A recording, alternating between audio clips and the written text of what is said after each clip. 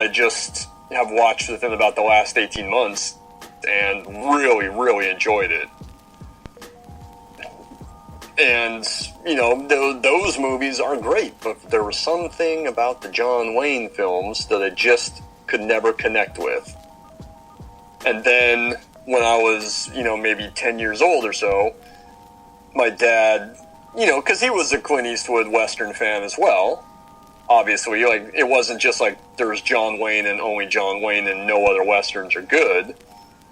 But, you know, he was a fan of these films as well, and he showed me the Sergio Leone Westerns, the Man with No Name, the Dollar Westerns, whatever you want to refer to them as. And, like, boom, like, my mind was blown. Because, first of all, things were really gritty. Mm-hmm. They're violent. You know, something is always happening. They're also... Especially the good, the bad, and the ugly. There's kind of like a dark comedy streak through them. You know, they have a bunch of snappy dialogue, even though it's all, you know, been dubbed and you know, because it was never recorded in English. And it's actually, I believe all of them are post-production ADR. All the dialogue, because as they were produced in Italy and in Spain, all of the actors spoke their own language, and then they were dubbed over later. Besides Clint, obviously, right? Yeah, well, in this film, the three leads all you know, speak English, mm-hmm. But yeah, like everyone else in the film is Italian, Spanish, speaking that language. So if you watch, a lot of them are dubbed over. No, go ahead. I was just gonna say, I feel like that's the only thing I think that anybody, especially an outsider, could criticize these movies about, is that it can. For some people, I could see that taking them out of the film because of the ADR is so, the technology wasn't there. As far as to doing that more efficiently, so you can clearly tell, especially if you go to see it in the theater. But over the years, I feel like in a lot of ways that sets them apart from our American side or whatever, and it's part of their charm, like in a lot of ways. I think, at least in my opinion. But go ahead, I didn't mean to cut you off. No, and to further expand on that thought, like, there's not a lot of dialogue in them overall. Yeah. I mean, they're not silent westerns, obviously, but there's really a noticeable lack of dialogue. It's very sparse, and I feel like that's extremely appealing, because Leone's is very was very visual. You know, like he's displaying to you what's happening through expressions and what's going on around these characters, and he was very, very good at putting them in, like, not even really pushing a real plot, but just putting these characters in these heated situations. And that's what all of these movies are. It's just like these like quick scenarios that build up to something bigger. You know, you can put any one of his films on mute and you still get the drift of where, what's happening, I guess. But yeah, that absolutely, I agree. And, as I'm agreeing with that, I have the movie on in front of me on mute, obviously, because I'm doing the show, but I want to have it on in the background so I can keep looking up and checking it, and, so that if there's something that goes by that I say, I want to talk about this really quick, I can stop you and say that. But yeah, a movie works if you can put it on mute and you can still follow what's going on. And I think with the Leone Westerns, you definitely can. So, to circle back to how this all got started,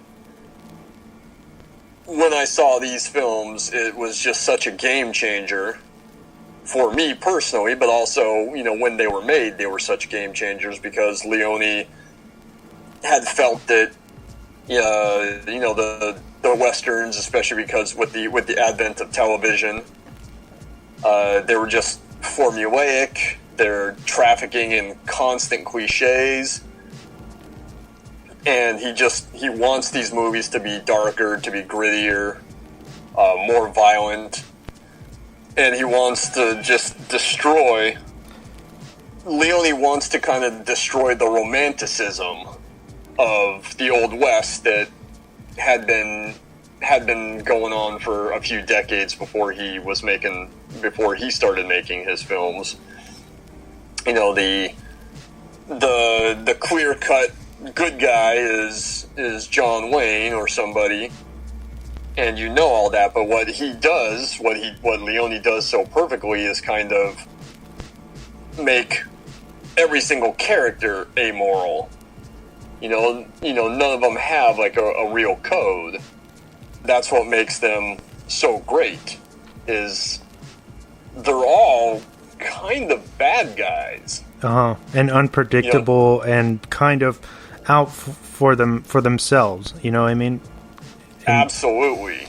And this movie for sure, each character is out for themselves to the point where there's plenty of double crosses. There's the Blondie, who's Eastwood's character, definitely leaves Tuco to die at one point, and Tuco pretty much repays the favor later on when he's trying to kill him, just to get even with him.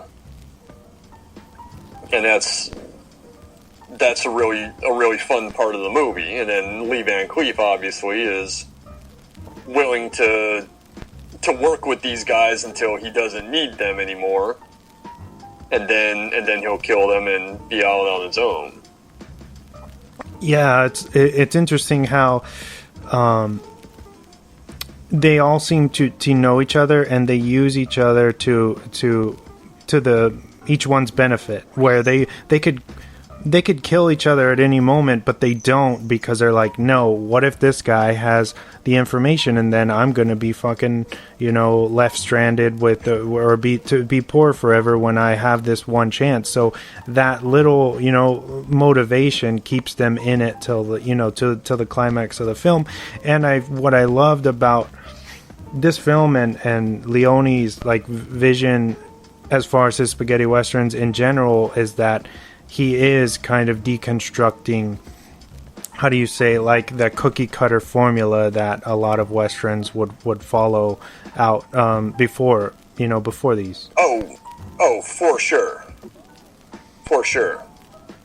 And if I can put an exclamation point on what you were just talking about, how they're all using each other, believe me, once they would get what they needed, they will kill the other person as soon as they become as soon as they're not useful to them anymore. Yep. You get the sense that these people are only using them to their benefit, and as soon as they're not useful anymore, they will definitely get rid of them.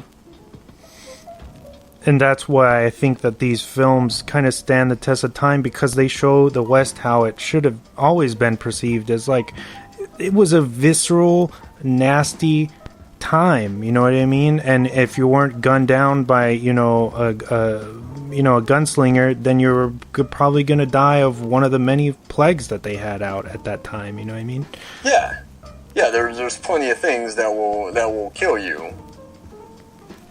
And, sometimes it's a bullet, and sometimes it's something else. Sometimes it's just getting sick. And you're right, that's Leone just deconstructing, what had come before. Now, Leone wasn't the first director European director to make one of these westerns, because there were a handful before, but he's definitely the most famous, and they wouldn't have crossed over as big as they did if it weren't for these three films.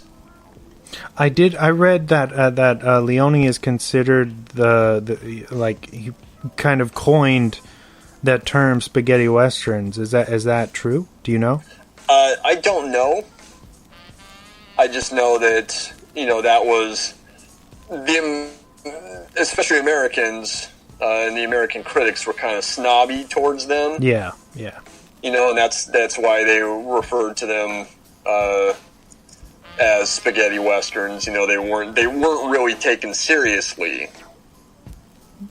Which is until Leone came along and started doing them, and they were becoming big hits. And then even then, they were kind of getting mixed reviews from critics, but the audiences, as you mentioned, like Good, the Bad, and the Ugly was a huge hit. I mean, this whole trilogy was big in the United States, and it's kind of